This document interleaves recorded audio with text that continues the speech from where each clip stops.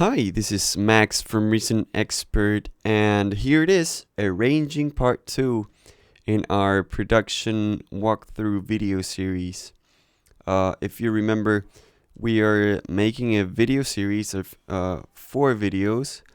This is the second one in which we're going through a whole production, arranging, tracking, and then mixing and mastering. So this is part 2, and in this video I'm going to show you the entire arrangement. It's pretty much finished now. There might be one or two slight changes, because the artist already liked it, so we're going to probably, change a snare here or there, or change little stuff like that. But here's pretty much the whole song for you to listen and to see what I've done. Now, I'm going to try to keep this video for hopefully no longer than 15 minutes. So it's going to be hard for me to show you every single little detail I have done. But hopefully I'll go through the most important aspects of the song for you. And if you have any doubts or any questions, just leave them in the comment section below and I'll be happy to answer them. So this way everyone is happy. Not a very long video because I don't want to bore you for too long. So let's go. What we're going to do is I'm going to press play and play through the entire song once so that you guys can have a listen. And then we're going to go through the different parts of the arrangement. So here it is.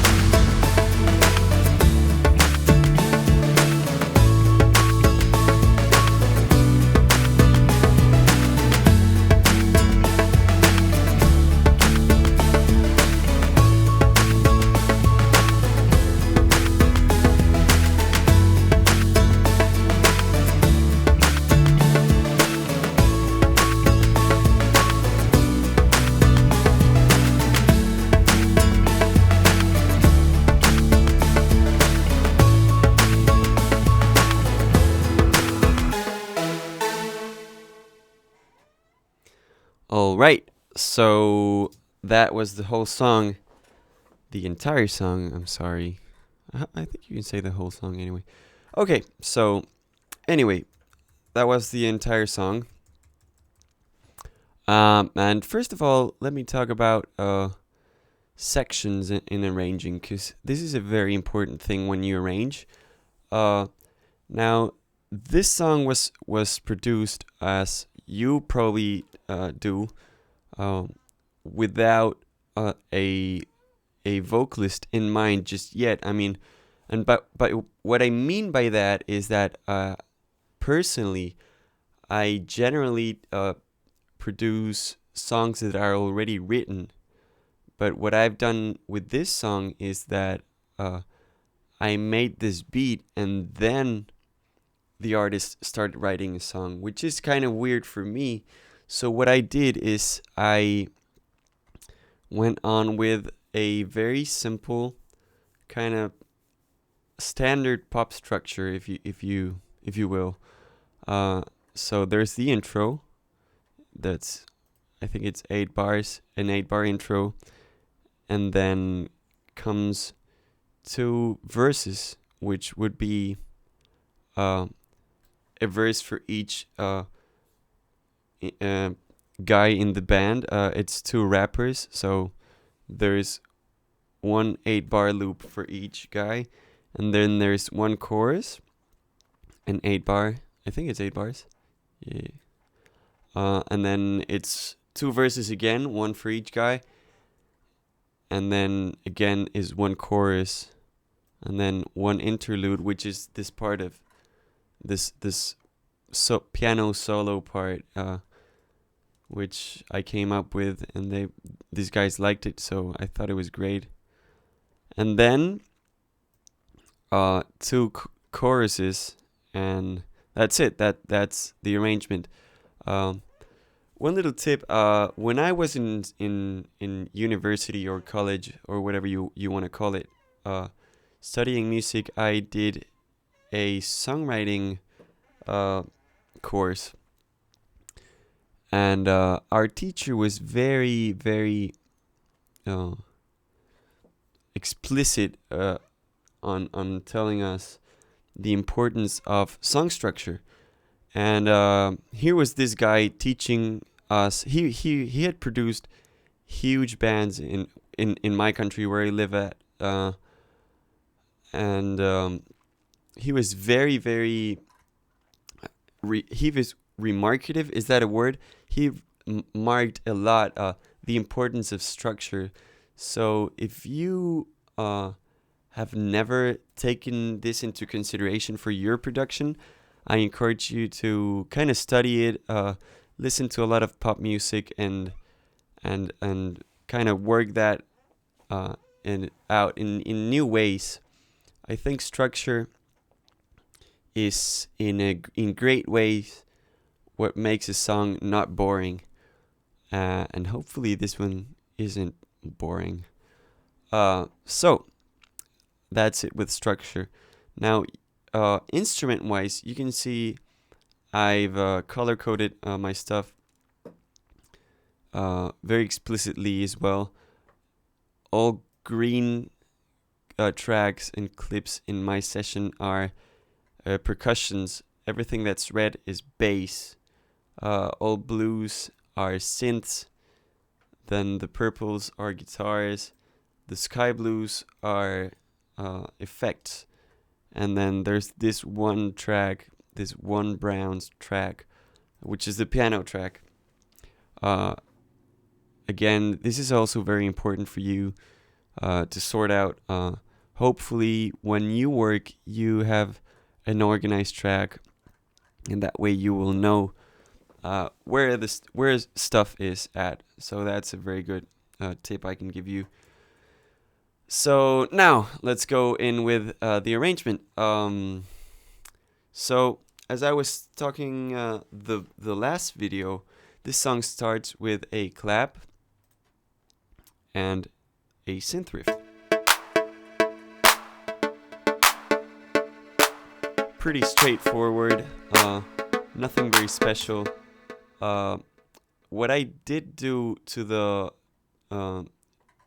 to my MIDI tracks is I used the groove mixer, and I just kind of played with it with standard settings and with the faders. If you don't know what this is, what this does, what the rear groove mixer does, is you play your stuff in, and then quantize it to the grid. And what the groove mixer does is it makes your quantized things sound a little bit out of the grid, making it groove a little more. That's what groove's all about. If you ever listen to great R&B music or hip hop, they're probably not ever playing perfectly in the grid. And what the regroove mixer does is it lets you quantize your stuff to the grid, and then choose a preset. And these are the presets, and it lets you even choose how much of that groove will affect your tracks, which is great. So this is one thing I did to some of my drums, and it definitely is in the clap. It's very subtle, so you might not be able to hear it, but yeah, that's one thing that I did to the drums, and I encourage you to play with it. It's very simple, and it definitely helps the song. I'm sorry about that. So that be it for the intro. And then what I did for the first verse is I laid in a bass, which I explained last week how I did it. It's a 808 kind of bass, and then it's another, very long sustained bass, and that's the pretty much it for the first verse. This is how the guitars sound. Now they are heavily EQ'd.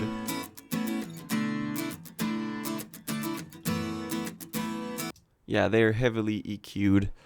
And if you don't know how to record guitars, it's fairly simple. If you want to know, just ask me in the video, and I might even make a video for you to learn how to record guitars. I don't think I have enough time to show you that right now, but yeah, I just recorded 2 guitars, panned them, one hard left and hard right, and that's pretty much the guitar sound plus the heavy EQ that I just showed you. Now onto the second verse. Oh, sorry.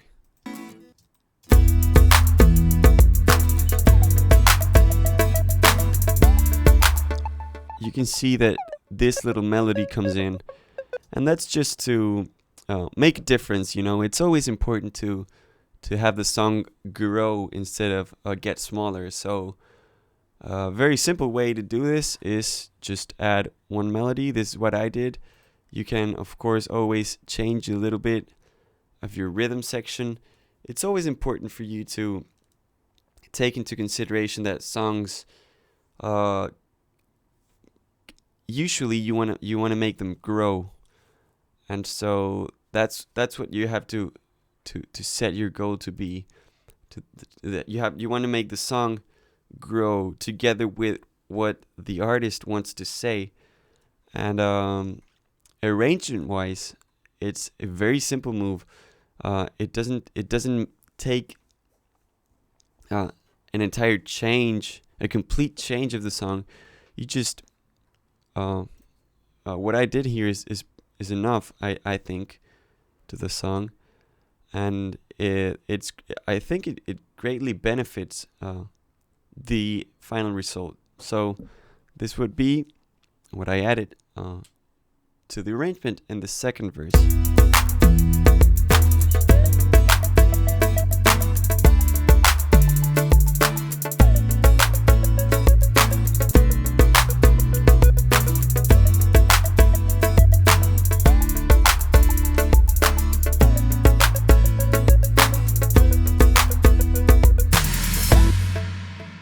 And then comes the chorus. What I did to the chorus is I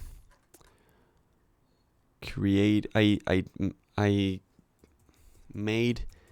a very reverby snare, and I still don't like the reverb, but hopefully I'll get there.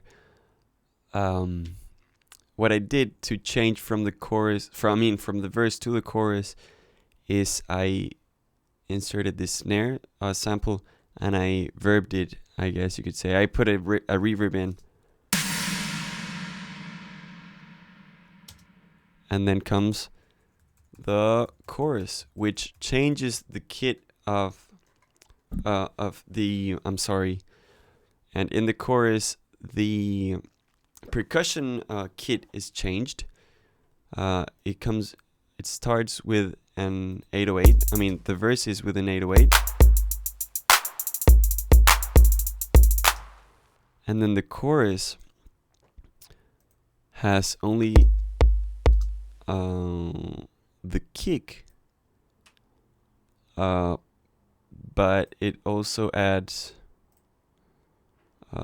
this into the percussion section.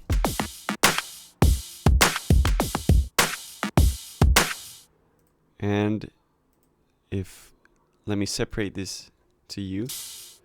It's just one ride of the standard pop kit coming with Reason. And then here's the kick and snare. It's two different snares. I think it's this would be considered a clap, I guess. And with the kick, I also layered a couple kicks. That's the snap of the kick. That's the bottom end. And that's a part of the kick to kind of add articulations to the kick.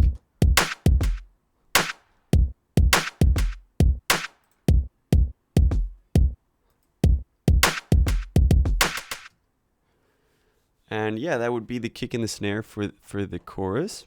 I think it's the same for every chorus.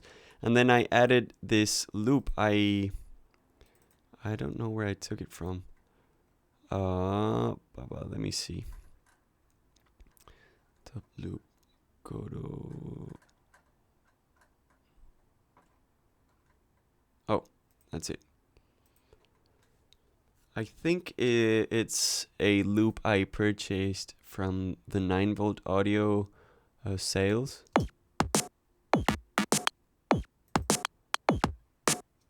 And yeah, I didn't do anything to this loop. It's just there to add kind of like to the top end complexity of the overall beat.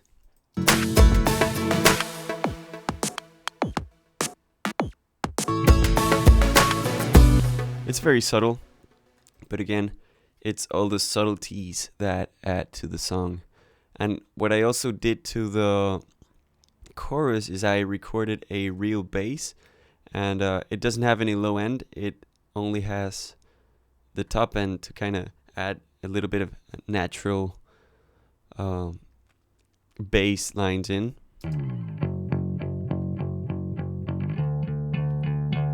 And the way I processed that is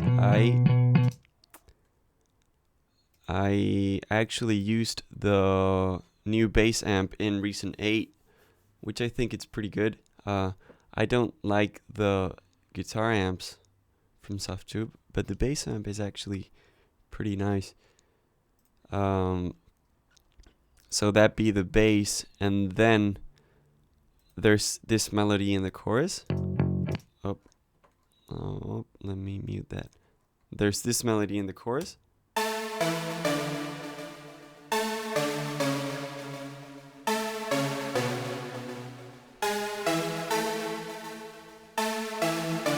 And this automation kind of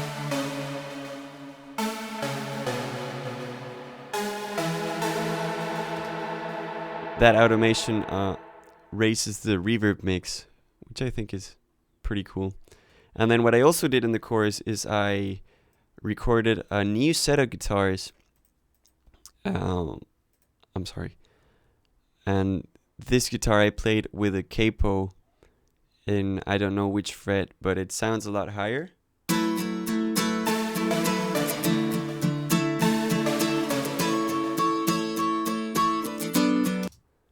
And yeah, that's the chorus. And then what I've been doing is always I kind of add these rises and crashes into the song.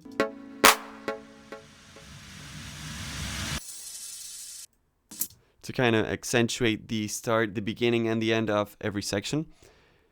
And that's not the exception for the chorus. I inserted this swell. And for the beginning of the second verse, all the drums drop out, and I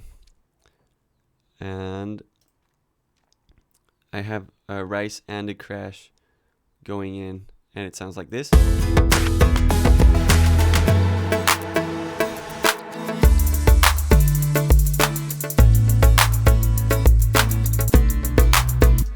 Great. And for the second verse after the first chorus, I actually changed a little bit the melody of that, the melody that I was talking about a little bit earlier.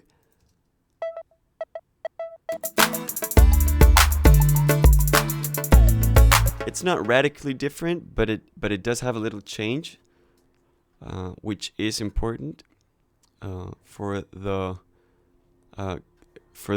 song to gain a little bit more as it goes on.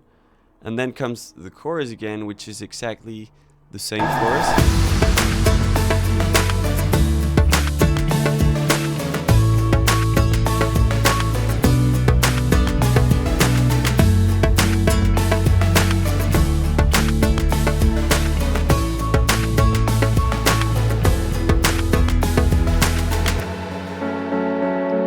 And now, I'm sorry.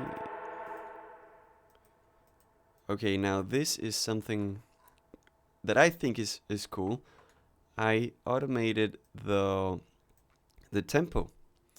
And how I did it is I literally just right-clicked here and I edited the automation.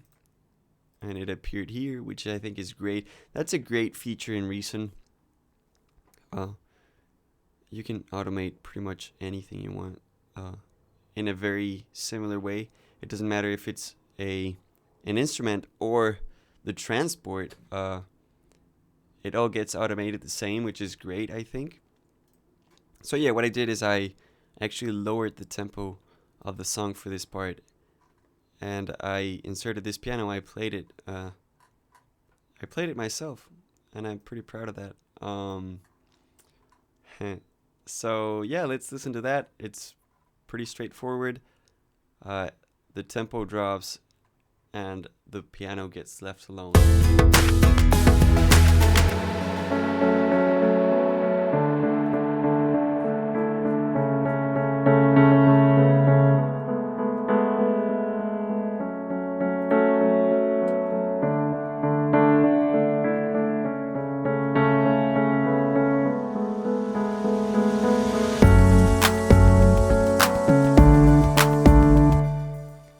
And then a couple new things come into the song. This is part of the 808 drums, and then this thing is added, which is again a loop from the 9-volt audio library, and I did edit this one. I kind of took my time to edit this loop.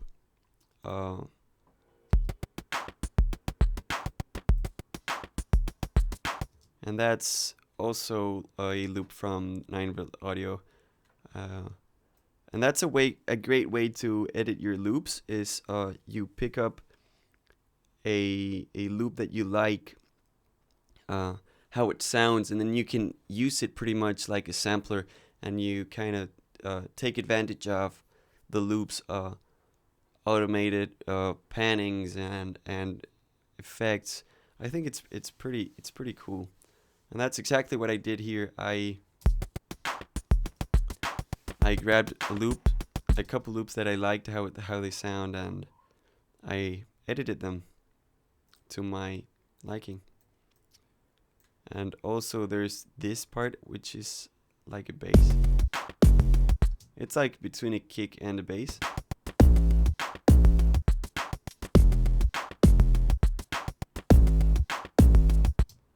And it's not completely in tune. What I did is I actually changed the transpose up here, as you can see. And it kind of, because if I left it alone, just there, it sounded weird, because there was the bass and this kind of tuned kick that was kind of weird.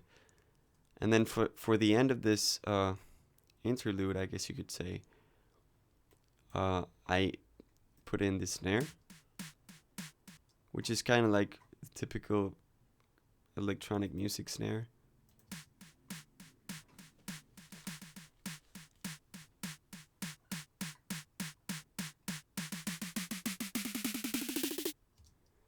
And yeah, I edited the pitch right here.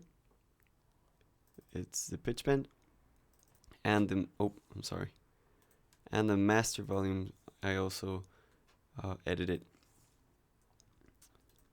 What else can I say for this part? I added this synth.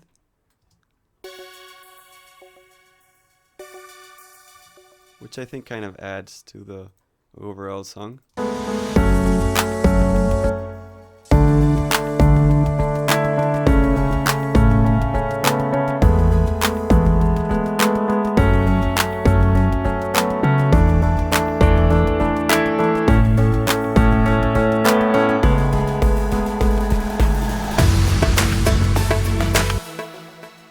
And yeah, finally, there's these two choruses in the end, and they are copy pastes from the other choruses, with a few added stuff like this synth that comes in from the interlude.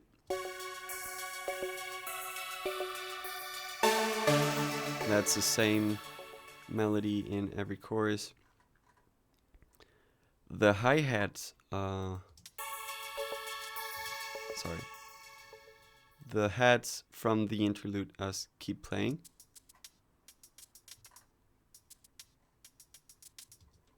And yeah, that's pretty much all that's different in this chorus. And for the outro, what I did is I lowered the amount of reverb in this melody synth.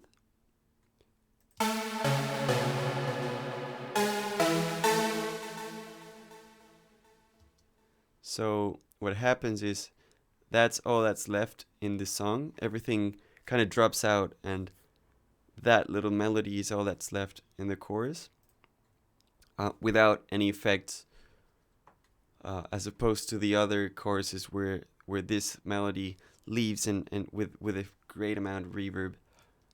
In this final chorus and the outro, this melody leaves with pretty much no reverb. And let's listen to the final chorus, and then we're gonna close up the video.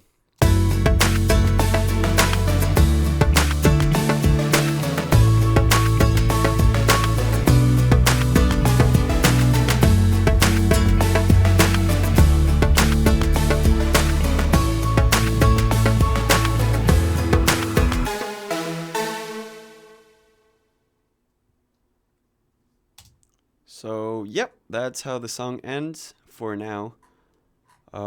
Stay tuned for the vocal tracking. I don't think I'm gonna be able to record the video while we track vocals, but I'll try to be the most explicit possible. I think we went well over the 15 minutes. I think it's doubled it that time. But I hope you've learned in this process, and I'll see you next time.